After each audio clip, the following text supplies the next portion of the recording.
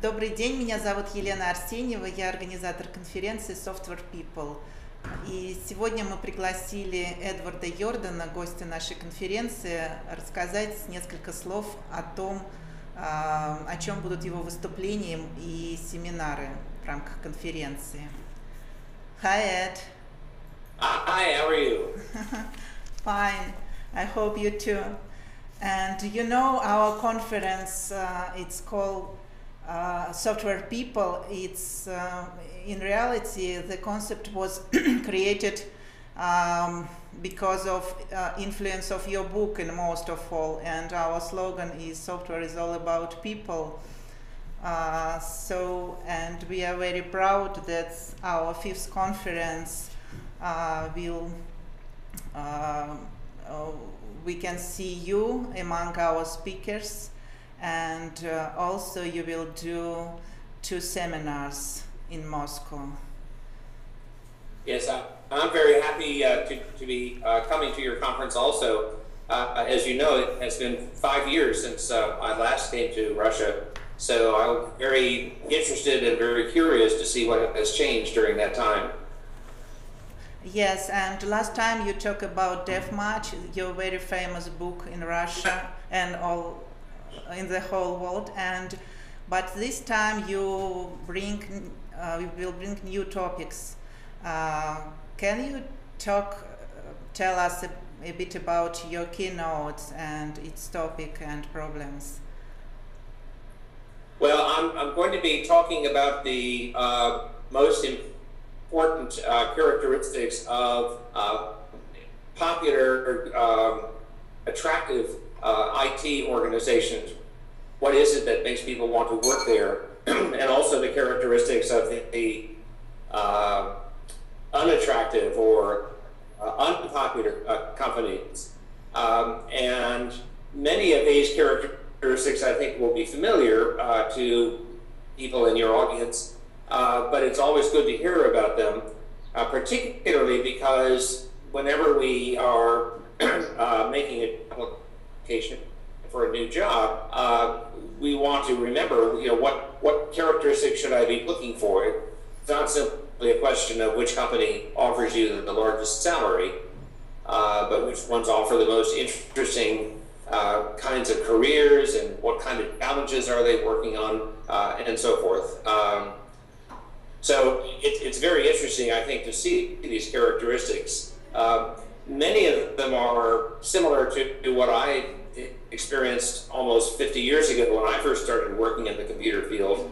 But of course, some of them have changed in today's economy. So I'm going to try to summarize all the good characteristics, bad characteristics for people in the audience.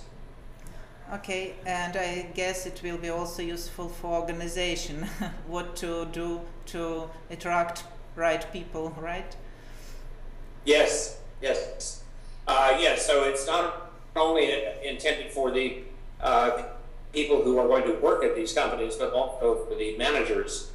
What characteristics should they be emphasizing, and what changes should they consider making so that their company becomes more attractive.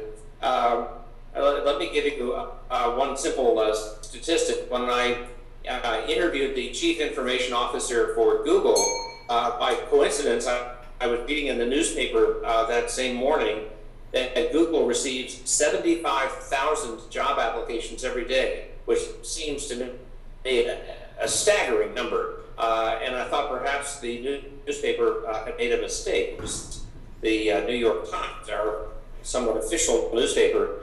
So later that day during my interview, I asked the CIO if the statistic I had heard was correct. He said, yes, actually it is. It's such a popular company, along with a few other fairly well-known companies here in the United States, that they receive thousands and thousands of job applications every day, which makes it possible for them to select the very best people. Of course, we're going to be very happy there and hopefully very productive as well. Okay, thank you. And we have a lot of questions. about CIO seminars. You mentioned that you interview them, and it's so I would like to ask you to tell more about these seminars for CIOs people. It's connected with your book, right? Yes, it's connected to my book. The book is just a more detailed discussion about these interviews and the kind of information that I got from them. So I tried to ask similar questions every CIO to get opinions about various things that are going on in today's companies. For example, I asked them, what is your biggest concern? What is the thing that you worry about the most? And I was not surprised by the answer, but it was interesting to see that it was the identical answer for all of them. Their biggest concern is security. And it's something, of course, we read about almost every day because there are more and more stories. But as the CIO of Google said, when you have the impression that an entire country is trying to bring down your computer systems, it makes you very humble. And I won't say which country he was thinking of, but I think most of us know which country it's probably going to be.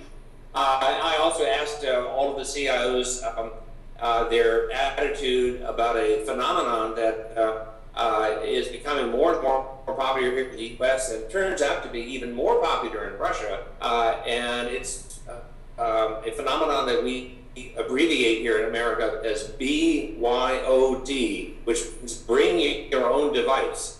These days, as you know, technology is so inexpensive that all of us have our own private or personal smartphones and tablets and laptops and so forth. And in the past, all of these devices came from our employer, from the company, which meant that they could control which devices we were using. We all had to use whatever laptop or whatever mobile phone company gave us, and we could only use the applications that they provided. And now that world has changed dramatically. And when I published my book about a year ago, there were still some companies that were trying to prevent this phenomenon from happening. And now I think the battle is just about over. Most companies realize that whether they approve or not, their employees probably are going to be bringing along whatever device they want. So now they are making changes to try to accommodate this without creating even more security problems and chaos.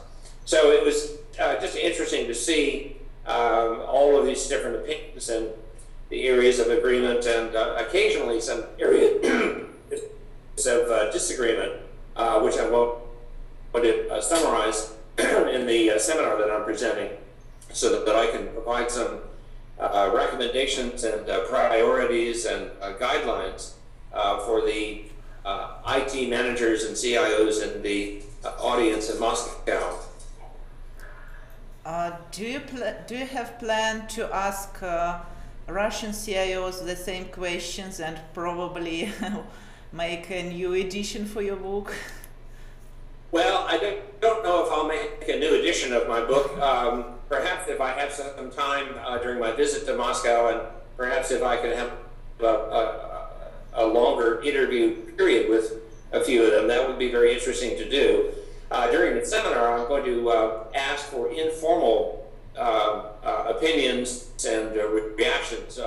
I'll say, here is a phenomenon that is becoming quite popular in other parts of the world. What do you think about it here in Moscow? So that people in the audience will be able to see at least an informal picture of what things are popular and what things are not popular and so forth. Okay, thank you. And your second seminar is about estimation. It's very, very important thing, and probably the most important, and a lot of customers really crazy about deadlines, and software estimation is so big problem. I think in the Russia and in the United States and everywhere. So please. That's right. And yes, it's a big problem. And it has always been a big problem ever since the beginning of my career, and I'm sure even before that. And one of the reasons that it has always been a big problem is that it's a very political activity. It's not simply a scientific calculation of the most likely amount of effort that will be required, or the most likely schedule that should be associated with the project. As you know, our customers and managers always want us to deliver working software faster and faster with a lower and lower cost. So they're always putting pressure on the project manager or the entire project team to provide a more politically acceptable estimate. So the seminar that I'm presenting will show a different area, show analysis where we make bad estimates because we forget to include certain activities or tasks, and it will provide a checklist, I think, so that project managers can make a more accurate estimate. Also, I hope I can provide some advice on how to survive the political risks associated with estimating. I think also, by the way, and this will be a familiar idea to all of the IT people in Russia, one reason that the agile approach has become so popular recently is that it allows a project team to deliver incremental results much more quickly, so that if the original estimate was bad or completely inaccurate, you won't have to wait quite so long to begin discovering how inaccurate it is. When I was a young developer a long time ago, we would make an estimate which was completely inaccurate, but we would not actually have to admit how bad the estimate was, and our customers would not actually discover how bad the estimate was until a long period of time had gone by, perhaps a year, perhaps 2 years. And then when the deadline arrived, which was completely an unrealistic deadline, at the very last moment, then the project team would say, "We're terribly sorry, we've been working very hard, but we're not quite finished."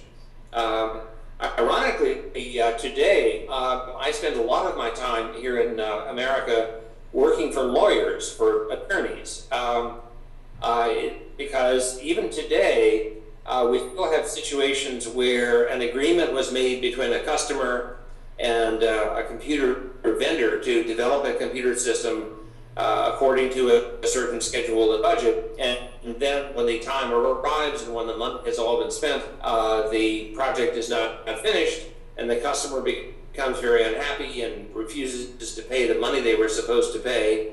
The vendor becomes very unhappy, and usually at that point a lawsuit begins. I'm currently working on one lawsuit.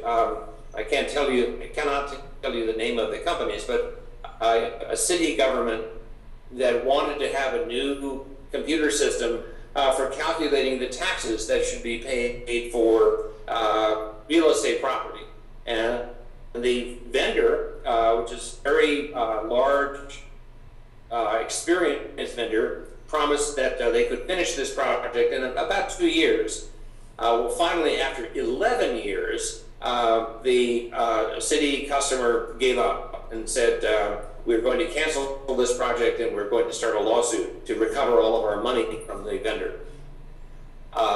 And it turns out that when I looked at all of the information, the estimating was done with Microsoft Project and with very traditional approaches, but it was not just one estimate. They continued making new and more estimates, and every single one of them was completely inaccurate because of all the political pressure.